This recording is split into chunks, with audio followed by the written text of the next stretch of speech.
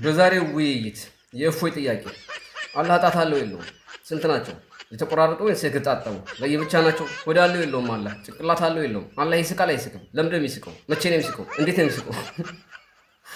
የውሱ መልስ ደግሞ አልተገለጸም። በነገራችን ላይ በጣም የተመቸኝ መልስ ነው።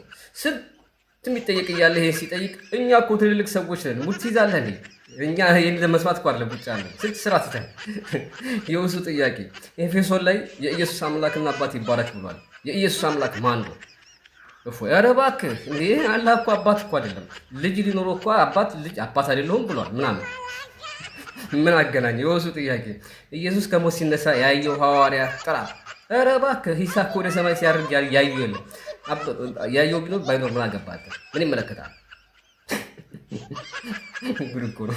የውሱ ጥያቄ ኢየሱስ ብልትን ታመልከዋለህ አታመልከውም? ኧረ እባክህ ሲዋሃድ ሲነቀል ስጋ በስጋ ወጥቶ በስጋ ገብቶ አይሆንም እንደዚህ ጋይስ። እኛ ህዝበ ክርስቲያኑም ህዝበ ሙስሊሙ ለትምህርት ለመማር ነው የመጣ ነው እንጂ እንዲህ ሙድ ልትይዙብን አይደለም። እንዴት ሙድ ትይዙብናል? ስንት ስራ እያለን ስንት ትልቅ ሰው አስቀምጠህ ሙድ ትይዛለህ። ጉድ እኮ ነው።